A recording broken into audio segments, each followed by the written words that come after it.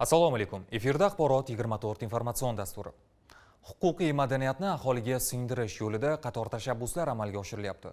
Adliya kuni, huquqiy targ'ibot kuni, adliya mahallada singari loyihalarda hamda sayyor qabul va sayyor xizmatlarda odamlar murojaatlariga javob topmoqda. Bu ayniqsa tog'li va cho'l hududlaridagi olis manzillarda yashayotgan fuqarolarga qulay va oson bo'lganligi e'tirofda. Adliya xodimlarining uyma-uy qilayotgan targ'iboti tufayli ayrim murojaatlar xonadonlarning o'zida ijobiy yechim topmoqda. Mavzuni Navoiy viloyati misolida davom ettiramiz. Ma'lumki, O'zbek va Ozarbayjon xalqlarini azaliy qardoshlik rishtalari, tutash tarixiy ildizlar, mushtarak asriy an'analar bog'lab turadi.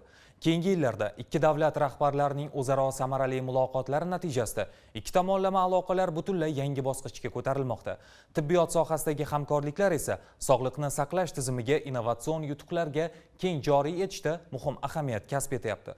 Masalan, Andijonda ozarbayjonlik shifokorlar bilan muloqotlar va hamkorlikdagi murakkab jarrohlik amaliyotlari yo'lga qo'yilgan. Ta'limga e'tibor millat kelajagi uchun qilingan eng katta sarmoya.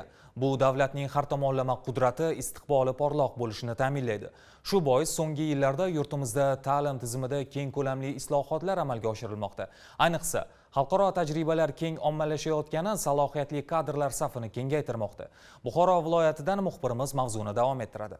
Yuksalish umummilliy harakati tomonidan 2023-yil oktyabr oyida Hayot ulashish xayriya aksiyasi e'lon qilingan edi. Uning maqsadi yurtimizning chekka mahalla va qishloqlarini toza ichimlik suv bilan ta'minlashga ko'maklashdir. Ayni ezgu tashabbus Xorazm viloyatida ham muvaffaqiyatli amalga oshirilyapti. Siz Axborot 24 dasturi bilan tanishdingiz. O'zbekiston 24 telekanali o'z dasturlarini davom ettiradi. Bizdan uzoqlashmang.